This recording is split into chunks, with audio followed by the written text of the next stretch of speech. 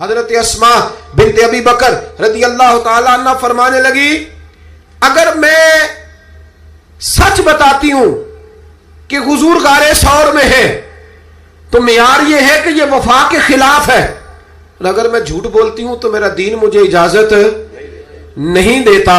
جناب اسما کھڑی ہے چوک میں، جوانوں یہ ہے جوانی، یہ ہے وقار کہ انسان اپنے کردار پر داغ نہ لگنے دے اور وہ معیار کے ساتھ میدان میں کھڑا رہے۔ فرماتی ہیں درجنوں لوگ تھے، میرے چہرے پہ نقاب تھا۔ ابو جہل نے پھر پوچھا بتاتی کیوں نہیں؟ کہتے 1 منٹ تھا فیصلہ کرنے کے لیے، پھر میں نے فیصلہ کیا عشق بھی بچانا ہے اور دین بھی بچانا ہے۔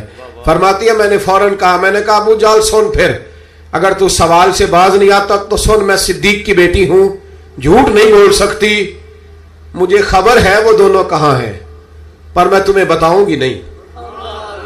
جا جتنی طاقت اور جرت ہے وہ لگا لے، پر میں تجھے بتاؤں گی میں تجھے خبر ہے۔ اقبال بولے، کہنے لگے جب عشق سکھاتا ہے آداب خود آگاہی، پھر کھلتے ہیں غلاموں پر اسرار شہنشاہی۔ اتنا بڑا جملہ کہہ دیا، یہ وہی ہے کہ قوت عشق سے ہر پست کو بالا کر دے، دہر میں اسم محمد سے اجالا کر دے۔ کہا مجھے پتہ ہے کہاں ہے، پر میں تمہیں بتاؤں گی نہیں۔ اب اتنے بڑے بازار میں اتنے بڑے چودھری کو، اتنے بڑے سیٹ کو لاجواب نہیں بتاتی میں؟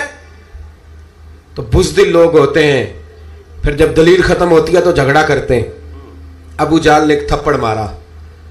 جناب اسما کہتی ہیں یہ سردار کا گھر تھا، کبھی کسی کی طاقت نہیں ہوئی تھی، پر یہ تھپڑ بھی میں نے نبی کے نام پہ کھایا۔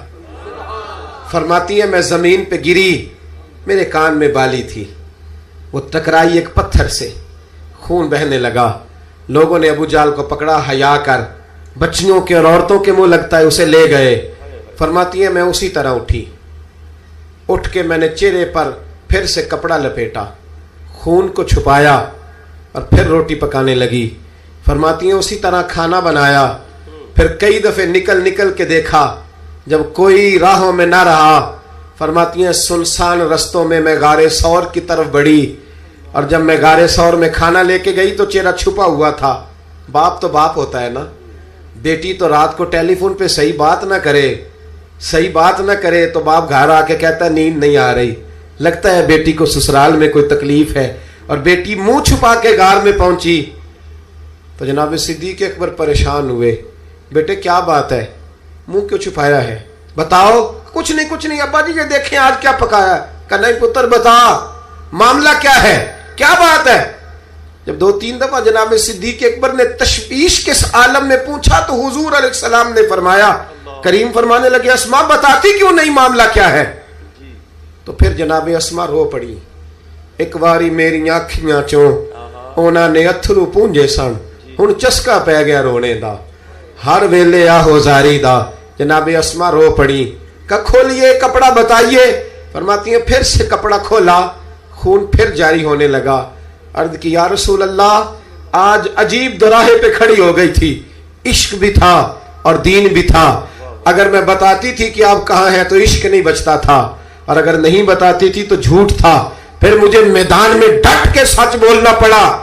آج میں نے سچ کے لیے یہ مار کھائی ہے، سچ کے لیے تھپڑ کھایا ہے، سچ کے لیے زمین پہ گری ہوں، اس لیے کہ میں صادق اور امین نبی کا کلمہ پڑھنے والی ہوں۔ میرے محبوب کریم نے جب یہ بات سنی تو حضور کی آنکھوں میں آنسو آئے، حضرت صدیق اکبر بھی روئے۔ اب حضور نے دعا دی، سچوں کو دعا دی، سچوں کو ہاتھ اٹھا کے دعا دی اور کہا اے اللہ میں ابو بکر سے راضی ہوں، تو بھی اس سے راضی ہو جا، میں راضی۔ او بھائی اچھی ویڈیوز کے لیے اس چینل کو سبسکرائب کر دیں اور ساتھ لگے بیل آئیکن پر کلک کریں۔